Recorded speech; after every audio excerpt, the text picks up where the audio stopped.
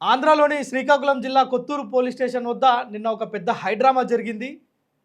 YSRCP MLC దువ్వడ శ్రీనివాస్‌ని ఒక case కోసం విచారణ కోసం పోలీసులు ఆ యొక్క స్వయంగా తను విచారణకు రావాలని ఆదేశించడం, తనతో పాటు మంది మార్బలంతోటి అదేవిధంగా తన సన్నిహితురాలు దివ్యల మాధురితో కలిసి దువ్వడ శ్రీనివాస్ నిన్న పోలీస్ స్టేషన్‌కి వచ్చారు. అయితే ఈ క్రమంలో ఉదయం 10:30 గంటలకు పోలీస్ స్టేషన్ లోపలికి వెళ్ళిన ఎమ్మెల్సీ శ్రీనివాస్ 5 గంటల వరకు రాకపోవడంతోని దివ్యల మాధురి తన అనుచర గణంతోని పెద్ద ఎత్తున రచ్చరచ్చ చేసింది. ఎంత రచ్చ అంటే నిజంగా ఆ పోలీస్ స్టేషన్ వద్ద నిన్న ఒక పెద్ద హైడ్రామా సృష్టించింది. దానికి పోలీసులు వారికి వారించే ప్రయత్నం చేసినా, నచ్చజెప్పే ప్రయత్నం చేసినా ఎట్టి పరిస్థితుల్లో పోలీసులు చెప్పే మాటలను వినిపించుకోలే.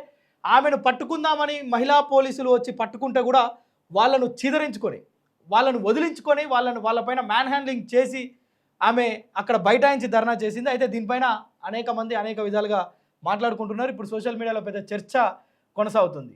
ఇప్పుడు కూడా దివ్యల ఏదైతే మాధురి ఉందో, మాధురి చేసిన ఈ యొక్క సన్నివేశాన్ని చూసిన ప్రతి ఒక్కరు కూడా పెద్ద ఎత్తున పోలీసుల పైన ఆమె చేసిన ఈ యొక్క తతంగం ఏదైతే ఉందో, వాళ్ళు చెయ్యి పట్టుకుంటే ఆ చెయ్యిని విడిపించుకునే క్రమంలో తను వాళ్ళను ఇట్లా కొట్టేసినట్లుగా చేయడం నిజంగా కూడా ఇప్పుడు విమర్శలకు తావిచ్చింది.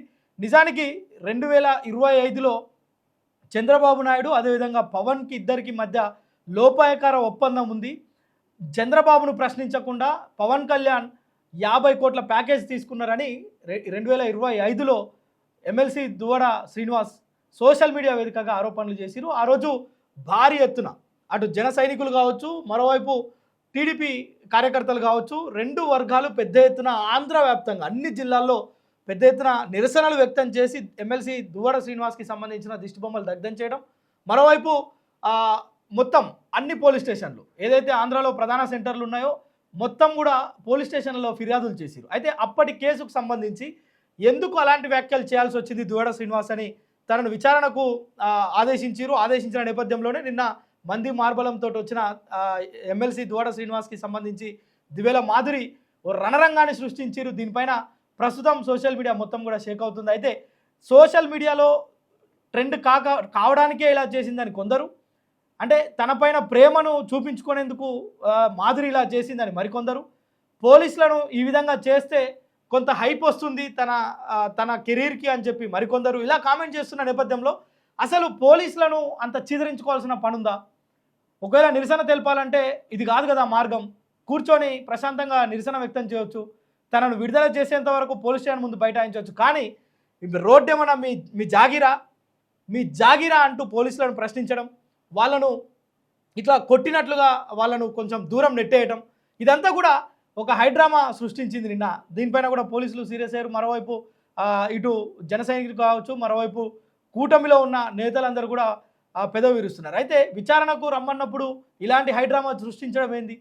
దివ్యల మాధురి చేసిన ఈ యొక్క తతంగాన్ని మొత్తం కూడా తూర్పరపడుతున్న పరిస్థితి మనకు కనిపిస్తుంది. అయితే మొత్తం ఈ యొక్క ఎంటైర్ ఎపిసోడ్లో 2025కు సంబంధించిన ఒక అంశాన్ని 5 గంటలు మీరు రికార్డ్ చేసేందుకు ఏముంది అందులో అని చెప్పి ఆమె పోలీసులను ప్రశ్నించడం కూడా ఒకంతకు సోషల్ మీడియాలో ఇది ఓ రకంగా ట్రోల్స్కి అవకాశం ఇచ్చినట్లే అవుతుంది. అయితే చూడాలి దీనిపైన పోలీసులు కావచ్చు, ఆ రాష్ట్ర ప్రభుత్వం ఎలాంటి చర్యలు తీసుకుంటుందో. నిజానికి పోలీసుల పట్ల మాధురి చేసిన ఈ యొక్క మ్యాన్ హ్యాండ్లింగ్ ఏదైతే ఉందో నిజానికి దాన్ని అందరూ కూడా తప్పుపడుతున్నారు. ఎందుకంటే పోలీస్ కానిస్టేబుల్స్ వాళ్ళ ఉన్నతాధికారుల ఆదేశాల మేరకు ఆమెను కూర్చోబెట్టే ప్రయత్నం, పోలీస్ స్టేషన్ లోపలికి తీసుకెళ్లే ప్రయత్నం చేశారు తప్ప ఆమెను ఎలాంటి మ్యాన్ హ్యాండ్లింగ్ చేయలేదు. కానీ ఆమె చేయి పట్టుకున్న సదరు కానిస్టేబుల్, మహిళా కానిస్టేబుల్ చేతిని విడిపించుకునే ప్రయత్నంలో ఆమె ఇలా కొట్టడాన్ని నిజానికి కూడా ప్రతి ఒక్కరు కూడా విమర్శిస్తున్న పరిస్థితి, దానిపైన పాయింట్అవుట్ చేస్తున్న పరిస్థితి కనిపిస్తుంది. అయితే దీనిపైన పోలీసులు ఎట్లాంటి చర్యలు తీసుకుంటారు, నెక్స్ట్ ఏం జరగబోతుంది అనేది మాత్రం మనం కొంత